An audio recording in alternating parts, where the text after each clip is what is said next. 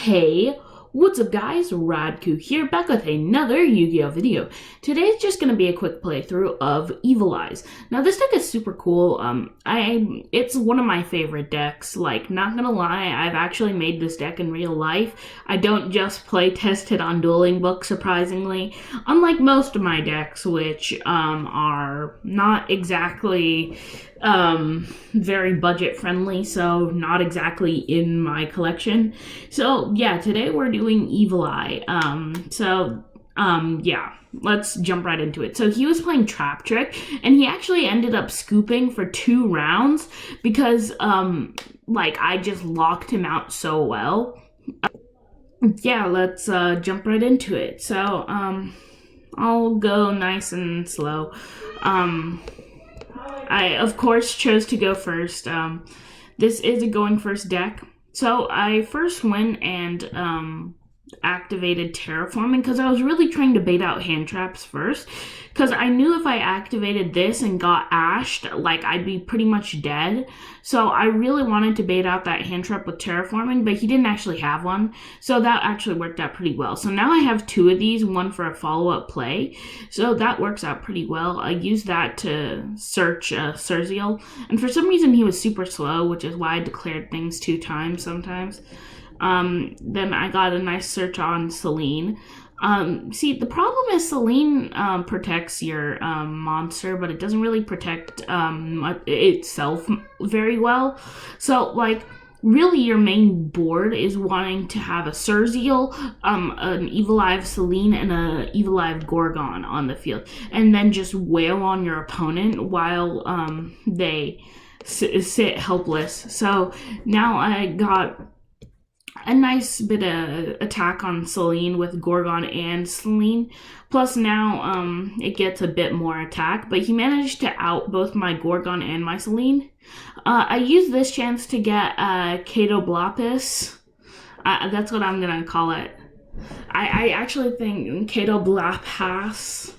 I really just wanted to get this out for future Link plays, so that way I could use it just to get it back for free. So he used that, went into, of course, his Sarah. He was about to use Exceed, but on summon I used Surzeal to get rid of his Sarah, so that way he doesn't really have much. Plus I get another counter on Selene. And what he does next actually works out really well for me. So he got rid of my Gorgon, which was kind of sad because my monster lost a good chunk of attack. But what he did next actually sealed the deal. So he went into I thought he was just playing rank 4 spam, but it turned out he was actually playing Trap Trick.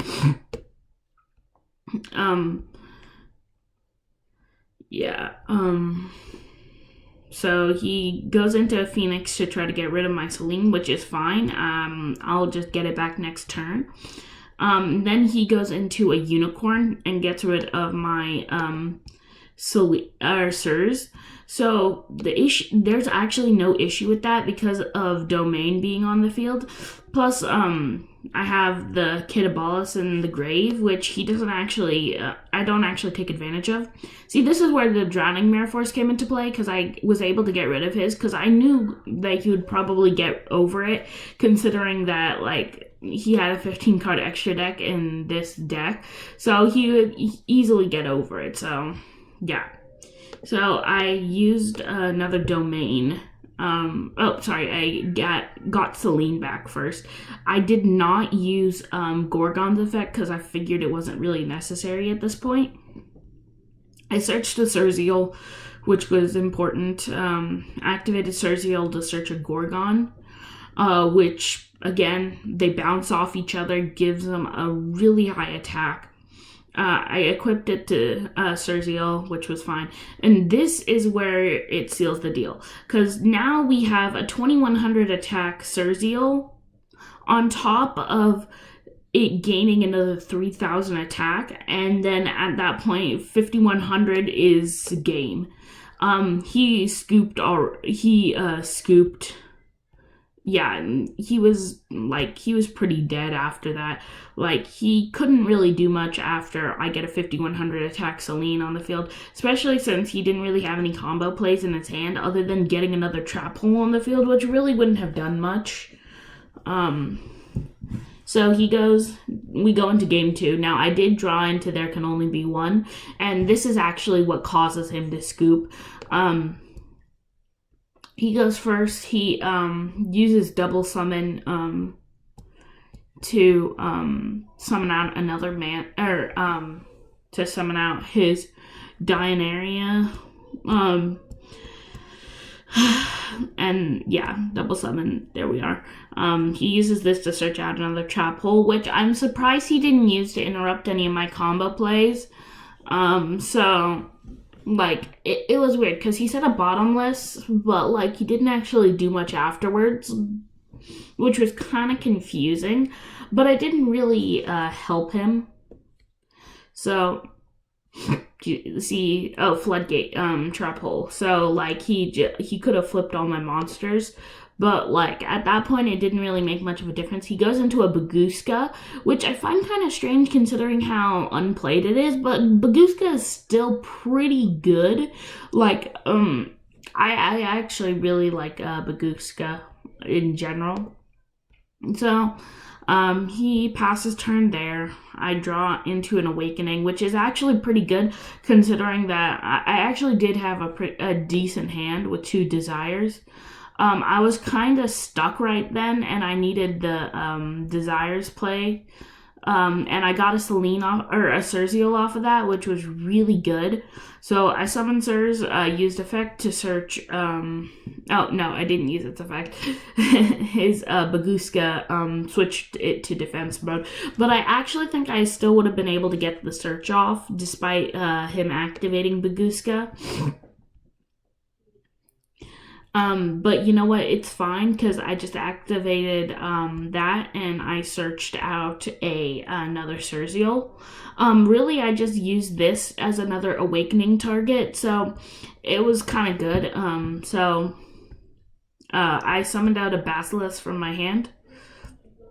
And then I used Awakening to summon out the final Cerziel, which I think it would have been switched to defense mode, but it doesn't really matter because I link them all off right now into going into Ruler of the Evil Eye, which this is actually the first time I've ever summoned it, which is kind of funny, but like it was actually really good in this game because like then I equipped it with Gorgon, which becomes the Evil Eye of Celine, which gave my monster more effects. Basically, just a quick effect destruction on a 2600 body. So like really, I could have used it. Like, the big reason I went into Cerziel is because it gets around Baguska, and I was like, okay, I need just some way of not getting my monster switched to defense position. And then I went into battle, destroyed his Baguska, so that way he couldn't destroy me next turn. And then I ended here, but I think this is where he scoops. Because, no, it's not where he scoops. He went into standby phase. I activated There Can Only Be One, just to lock him out a bit more because I knew most of his deck was Earth. So, just getting around that was really, really important, especially because most of his staple cards, like Baguska, were, Earth as well. So that way he couldn't go into a lot of staples that he needed. So, next play, he summoned Mantis, despite the fact that There Can Only Be One was already on the field. Because you can't really summon it at that point because each player can only control one monster of each type.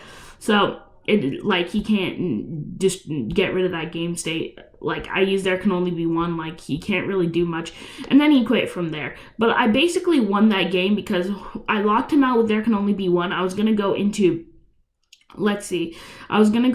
battle phase, pop one, or his Sarah on the field, and I could attack him directly pretty well. Or, depending on what I drew into, I could probably get another Cerziel up to quite a few attack, and pretty easily swing at him for a while. But, yeah, I think I did pretty well. I'm definitely getting better than where I was at a few months ago when I started YouTubing. But you know what? Yeah, that's pretty much it. And I will see you in the next Yu-Gi-Oh video. Peace, guys.